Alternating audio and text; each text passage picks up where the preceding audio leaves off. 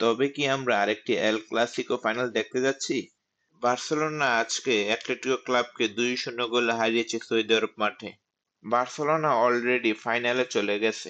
Barcelona একটি good news নিয়ে খেলা শুরু করেছে। গুড নিউজটি হলো বার্সেলোনার প্লেয়ার দানি ওলমো আর পাও ভিক্টোরি রেজিস্ট্রেশন ইস্যুটি সলভ হয়ে গেছে। বার্সেলোনা হয়ে পাও Victor and Dani Olmo available for Barcelona এবং তাদেরকে সীমিত সময়ের জন্য হলো সময় দেওয়া হয়েছে।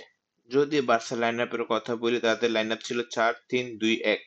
আজকের ম্যাচে বার্সার অ্যাগ্রেশন বলেন, প্রেসিং বলেন, পাসিং বলেন সবগুলো ছিল দেখার মতো এবং আজকের ম্যাচে অ্যাটলেটিকো ক্লাব তেমন কোনো সুযোগ ক্রিয়েট করতে পারেনি। বার্সার প্রথম স্কোরটি বালদে থেকে রাফিনা, রাফিনা থেকে পেড্রি, পেড্রির কাছ থেকে আবার বালদে, বালদের কাছ থেকে গাবি, গাবি থেকে অসাধারণ গোলে 1-0 গোলে লিড নেয় বার্সেলোনা। 1-0 লিড নিয়ে প্রথমার্ধে খেলা শেষ হয় বার্সেলোনার। দ্বিতীয়ার্ধে আবার আমরা দেখতে পাই গাবির অ্যাসিস্ট থেকে লামিন ইয়ামাল অসাধারণ গোলে 2-0 গোলে লিড নিয়ে নেয় বার্সেলোনা। 2-0 গোলে লিড নিয়ে বার্সেলোনা খেলা শেষ করে।